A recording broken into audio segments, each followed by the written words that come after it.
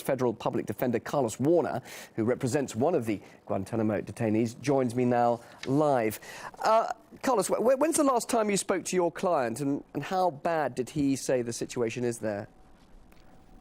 Actually, I have late breaking news from the island. It came in just a few moments ago from Colonel Wingard. If you'd be interested, I have a statement from Fayez al-Kandari. What did he say? Are you interested? Very much so. He said, quote, "I scare myself when I look in the mirror. Let them kill us as we have nothing to lose. We died when Obama indefinitely detained us. Respect us or kill us. It's your choice. The U.S. must take off its mask and kill us." That was his statement as of today. I saw him last week. I represent I have many clients there, but I did see him last week, and it was a shock to see what I saw. He was a man who was down over 30 pounds from less than a month ago. He refused all nourishment. His cheeks were sunken. He was exhausted, weak. He could not stand. It was a scary, scary meeting for me. And his message is respect us or kill us. Will his wish come true, or will he now be prepared to die?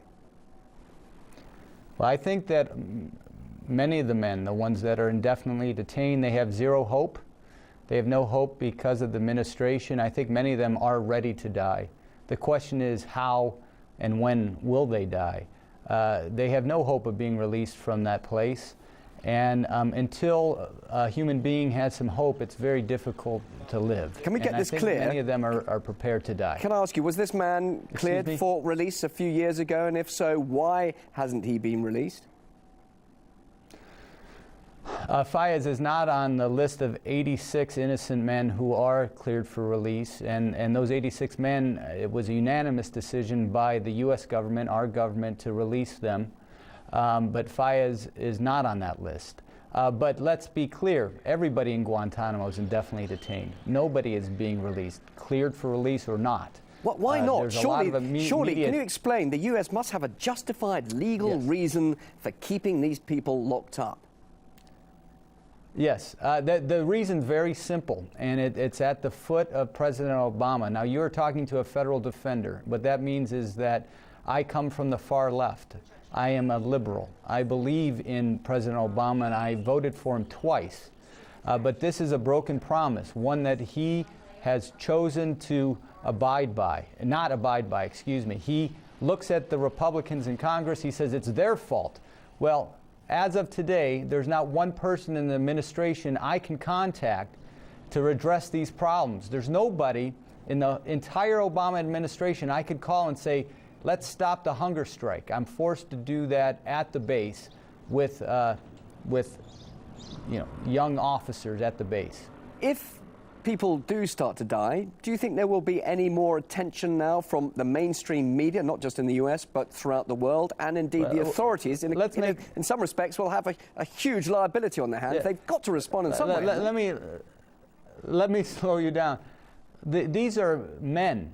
They're not animals. They're people that we have grown to know and respect. And I don't want to see any of them die. I don't want to see them die over this or any other protest. They should get processed. They're at the end of their rope. And it's not if, it's when people die. If the strike is not ended, then sure, there's going to be more attention. But let me tell you, as a human being, I do not want to see my clients die. And the fact that they're in this condition is one of the most heart-wrenching things that I've had to experience as a lawyer. So, Carlos, the big question is, will their desperate actions now achieve anything? Briefly. Well, it's up to the world.